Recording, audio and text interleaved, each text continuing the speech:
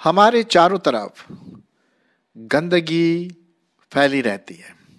आपने देखा होगा कि सड़क के किनारे या मैदान के एक कहीं कोने में ढेर सारे कूड़ा मिलेगा आपको, और वहाँ पर कुत्ते और तरह तरह के जानवर आकर के खाते हैं, फैलाते हैं, बदबू आती है, सड़ाहट आती है। और इससे न सिर्फ बदबू आती है, लेकिन इससे बीमारी का भी संभावना बढ़ जाती है। अगर हमारे चारों तरफ कूड़ा हो, करकट हो, गंदगी हो, मैल हो, तो ये दृश्य किसी को पसंद नहीं है। क्यों? क्योंकि बदबू आती है। आपने कभी शायद अनुभव किया होगा कि जब आप ट्रेन से ट्रैवल कर रहे हैं तो सब बहुत अच्छा हो रहा है, एकदम से सड़ाहट की बदबू आती है। शायद कोई जानवर मरा हो या कोई ऐसी फैक्ट्री जो वहाँ पर बनी हो जहाँ से सड़क या बस या ट्रेन गुजर रही हो, तो उसकी जो बदबू है वो बहुत ज़बरदस्त, और हम अपने नाक को बंद कर लेते हैं कुछ मिनटों के लिए जब तक कि वो बदबू ना चले जाए। सड़ाहट, गंदगी, मैल, कूड़ा हम में से किसी को भी पसंद नहीं है ना? और जब भी हम देखते हैं इन चीज़ों को तो हम वहाँ से दूर हटने की कोशिश करते हैं, और होना भी चाहिए। हमारे चारों तरफ आजकल वो चल रहा अभियान, सफाई अभियान, अच्छा है, हमें साफ रहना। ये तो मैं बात किया कूड़ा करकट, गार्बेज, इन बातों की, और शायद आप इन बातों को सुन करके थोड़ा सा शायद बदबू भी आने लगी हो साइकोलॉजिकली। लेकिन इससे भी गंदा, इससे भी भयंकर सड़ाहट हमारे समाज में पाया जाता है। और वो ऐसा समाज है जहां पर रेप, लड़ाई झगड़ा, ड्रग, आतंकवाद, एक दूसरे पर मार कूट करना, बैर, दुश्मनी, घमंड, इस प्रकार की सड़ाहट हमारे चारों तरफ पाई जाती है। और जैसे कि आप इस स्लाइड में देख रहे हैं, इस पिक्चर में चारों तरफ काला काला काला काला सा तरह तरह के सड़ाहट यहाँ पर नजर आ रहे हैं।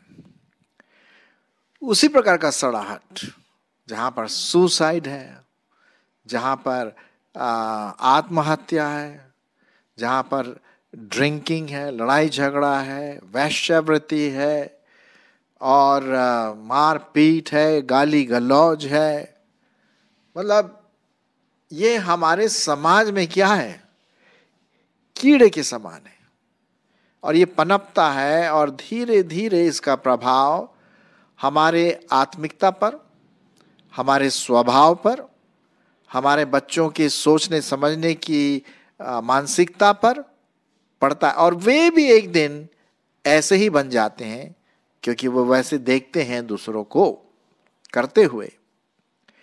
झूठ, धोखा धड़ी, भ्रष्टाचार, ये क्या है? ये हमारे समाज के सड़ाहट है, गार्बेज है, कूड़ा करकट है। और हम इसमें से कैसे निकलें, कैसे बाहर निकलें, ये एक प्रश्न है। और इसलिए आज का जो मेरा टाइटल है, जो शीर्षक है, वो है पवित्र बनो। अब हम कैसे पवित्र बन सकते हैं? आप में से शायद ज्यादा जानते होंगे कि कीचड़ में ही कहीं सुंदर सा कमल का फूल खिलता है। जी हाँ, और कितना सुहावना, कितना सुंदर वो फ्लावर, वो फूल कितना अच्छा लगता है देखने में, बड़ा सा सफेद कलर का। तो उसी प्रकार से इस सड़ाहट के बीच में, इन आत्मिक गंदगियों के बीच में, इन मानसिक सड़ाहट के बीच में परमेश्वर का वचन कहता है, पवित्र बनो क्योंकि मैं पवित्र हूं। अब आइए, जैसे कि आप देख रहे हैं यहां पर जो सेंटर पार्ट है, केंद्र बिंदु है, वाइट कलर में दिया गया है, तो हम देखते हैं कि जो हमारा यहोवा परमेश्वर है, उसकी एक क्वालिटी, एक चरित्र चित्रण या गुण, पता नहीं क्या बोलें, मुझे तो डर लगता है बोलने में, ताकि मैं ऐसी हल्की भाषा परमेश्वर के प्रति मैं इस्तेमाल न करूं। तो हम देखते हैं कि जो परमेश्वर है वो पवित्र है, वो पवित्र परमेश्वर है। अब पवित्र का मतलब है उसमें कोई पाप नहीं, कोई पाप नहीं। वो महामहिम परमेश्वर पवित्र परमेश्वर है। वो सर्वशक्तिमान है, सर्वज्ञानी है, सर्वव्यापी है, प्यार करने वाला है। और भी जो गुण पाए जाते हैं एक परमेश्वर के प्रति जैसा बाइबल में दिया गया है, उससे भी ज्यादा जो सेंट्रल की बिंदु, जो केंद्र बिंदु है, वो है परमेश्वर यहोवा पवित्र है। जब हम परमेश्वर की बात कर रहे हैं तो हम एक परमेश्वर की बात करते हैं, पिता, पुत्र और पवित्र आत्मा। और मैं कुछ पदों को आपके सामने यहाँ पर पढ़ूंगा, जिससे कि आप समझ जाएंगे। और मैं नहीं बोल रहा हूँ कि आपको नहीं पता, जरूर पता होगा आपको, लेकिन फिर भी क्योंकि आज हमारा विषय ये है पवित्रता के बारे में। हमारे चारों तरफ जो मैल है, आत्मिक रीति से, मानसिक रीति से, गंदगी है, गार्बेज है, गलत बातें हैं, उन सब के बीच में हमारा परमेश्वर पवित्र परमेश्वर है। और इस क्वालिटी की वजह से, इस गुण की वजह से वो एक महान परमेश्वर है। अब यशाया उसका 6वां अध्याय और उसका 3 पद में आपके लिए पढ़ूंगा। बहुत ही गंभीर विषय है ये, और आप इसको बड़े गंभीरता से लीजिए। लिखा हुआ है, वे एक दूसरे से पुकार पुकार कर कह रहे थे, सेनाओं का यहोवा पवित्र पवित्र पवित्र है, सारी पृथ्वी उसके तेज से भरपूर है। और ये हम देखते हैं, जब उस समय की बात है जब उज्जिया राजा मर गया और यशाया जो था उसने ये देखा। मैं आपके लिए पहले पद से पढ़ लेता हूं, पहले पद से 3 पद तक। जिस वर्ष उज्जिया राजा मरा, मैंने प्रभु को बहुत ही ऊंचे सिंहासन पर विराजमान देखा और उसके वस्त्र के घेर से मंदिर भर गया। उससे ऊंचे पर साराप दिखाई दिए, उनके 6 पंख थे। 2 पंखों से वे अपने मुंह को ढांपे थे और 2 से अपने पांवों को और 2 से उड़ रहे थे। हालांकि हम इन चीजों की कल्पना तो नहीं कर सकते हैं, लेकिन यहां पर इस प्रकार से लिखा है और हम वहीं तक इसको समझें। 3 पद, और वे एक दूसरे से पुकार पुकार कर कह रहे थे, क्या कह रहे थे? सेनाओं का यहोवा पवित्र पवित्र पवित्र है, सारी पृथ्वी उसके तेज से भरपूर है। कहने का मतलब परमेश्वर की जो उपस्थिति है, परमेश्वर की जो महिमा है, वो हम देखते हैं पवित्रता को दर्शाता है। कोई पाप नहीं, बिल्कुल अलग। हाँ, पाप इस दुनिया में आया शैतान की वजह से। परमेश्वर ने सब चीजों को पहले तो पवित्र बनाया था, लेकिन शैतान की वजह से ये सब बातें यहां पर आ गई हैं, जो हम चारों तरफ आत्मिक रीति से डार्कनेस देखते हैं, अंधकार देखते हैं, पाप देखते हैं। लेकिन परमेश्वर अपने आप में वो पवित्र परमेश्वर है। एक जगह पर लिखा भी है कि उसका नाम पवित्र है। नाम भी क्या है? पवित्र है। चलिए मैं आपके लिए पढ़ देता हूं यशाया उसका 57 अध्याय 15 पद। यशाया उसका 57 अध्याय और 15 पद। यहां पर इस प्रकार से लिखा हुआ है, क्योंकि जो महान और उत्तम और सदैव स्थिर रहता है और जिसका नाम पवित्र है, वह यूं कहता है, मैं ऊंचे पर और पवित्र स्थान में निवास करता हूं और उसके संग भी रहता हूं जो खेदित और नम्र है, कि नम्र लोगों के हृदय और खेदित लोगों के मन को हर्षित करूं, है ना। तो यहां पर हम देखते हैं कि ये जो महान महिम पवित्र परमेश्वर है, वो गुणवान में तो पवित्र है, बिना पाप का है, महिमा युक्त है, उसके सामने कोई खड़ा नहीं हो सकता, कोई पवित्र से पवित्र व्यक्ति भी खड़ा नहीं हो सकता, क्योंकि वो महान पवित्र है। मैं शब्दों में उसका ठीक से बता भी नहीं सकता, और आज आप समझ सकते हैं कि ऐसा वो महान पवित्र परमेश्वर है ना। तो उसका नाम क्या है? पवित्र है। अच्छा, यहां पर हम देखते हैं जो प्रकाशित वाक्य लिखा हुआ है उसका 4 अध्याय और 8 पद में भी वही बात आती है पवित्रता के बारे में, और वहां पर चिल्लाते हैं लोग, एंजल, सब लोग, पवित्र पवित्र पवित्र परमेश्वर। चलिए मैं आपके लिए पढ़ देता हूं प्रकाशित वाक्य उसका 4 अध्याय और 8 पद। सुनिए, और यहां लिखा हुआ है, चारों प्राणियों के 6 पंख हैं चारों ओर, और भीतर आंखें ही आंखें हैं। वे दिन रात बिना विश्राम लिए ये कहते रहते हैं, पवित्र पवित्र पवित्र प्रभु परमेश्वर सर्वशक्तिमान, जो था, जो है और जो आने वाला है।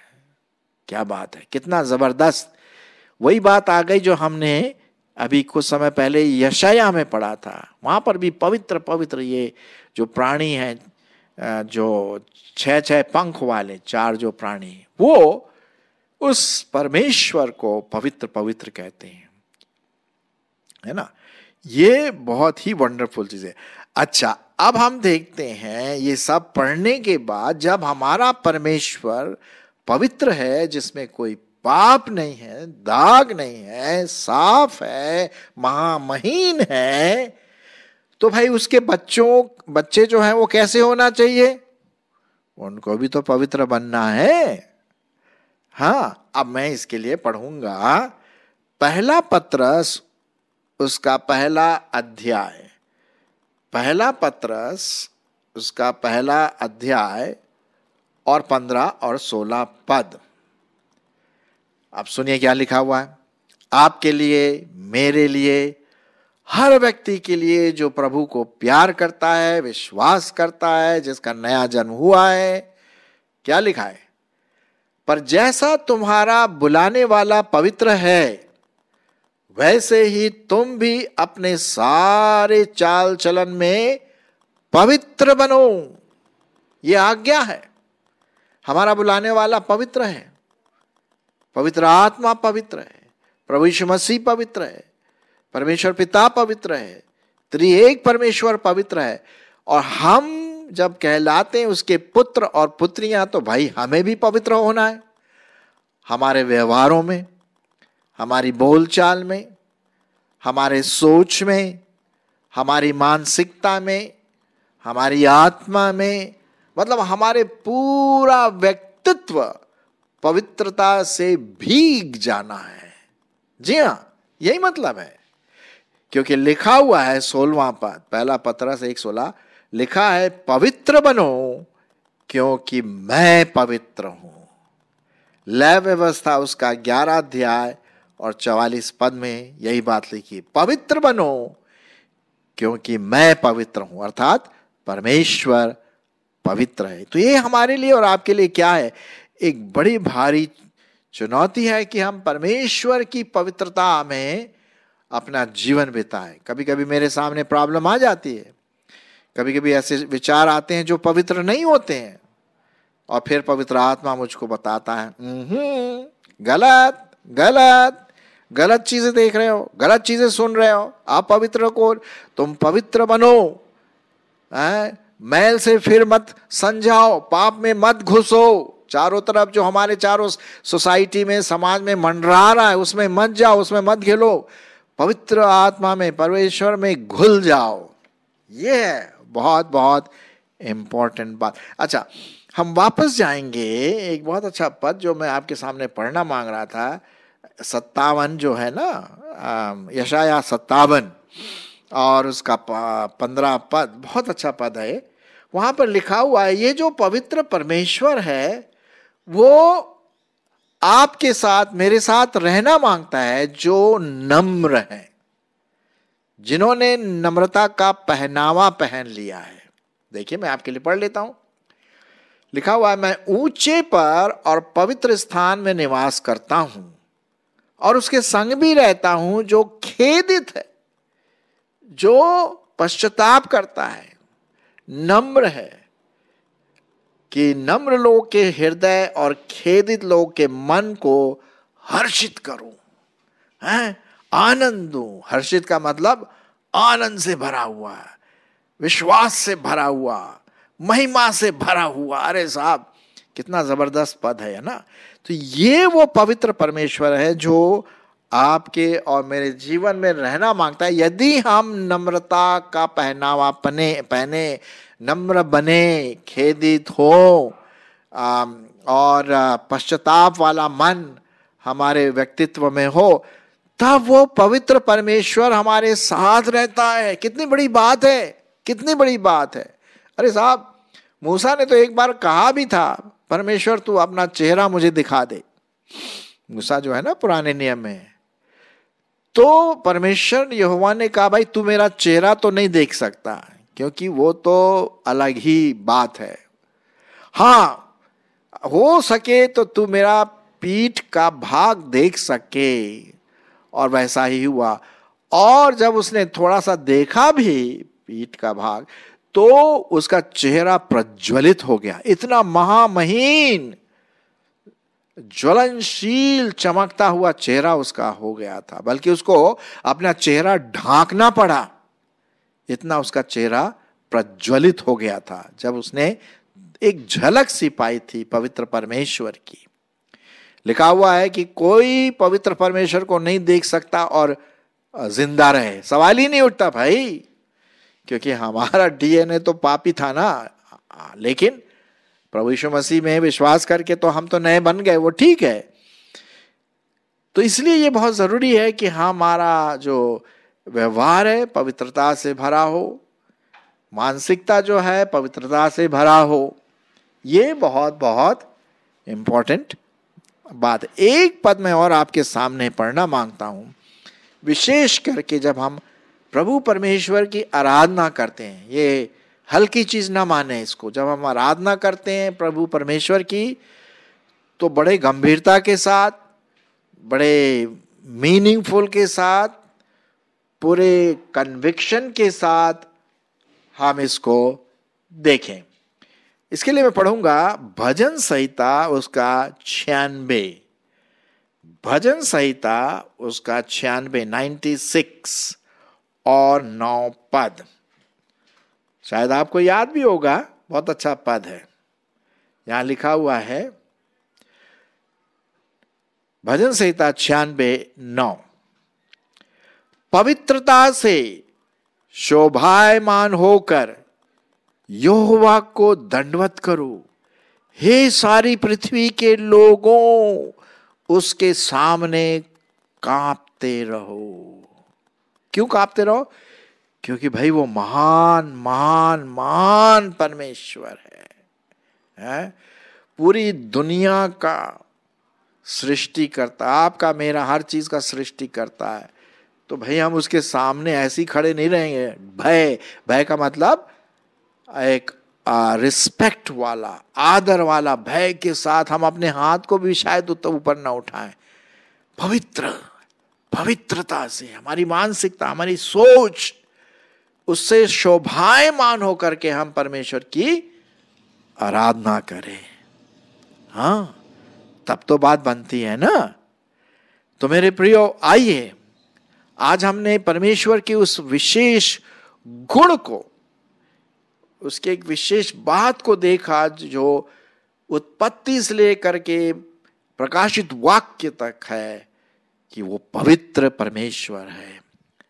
और जैसा वो लिखा हुआ है कि पवित्र बनो क्योंकि तुम्हारा बुलाने वाला भी क्या है, पवित्र है। तो आइए अपने विचारों में परमेश्वर के वचन को पढ़ करके, मनन करके, प्रभु पर ध्यान करके, पवित्र आत्मा में नियंत्रित हो करके हम दिन भर दिन, महीने सालों साल पवित्र होते जाएं। तब परमेश्वर की उपस्थिति, परमेश्वर की संगति हमारे साथ रहेगी और ऐसा होना भी चाहिए। आमीन।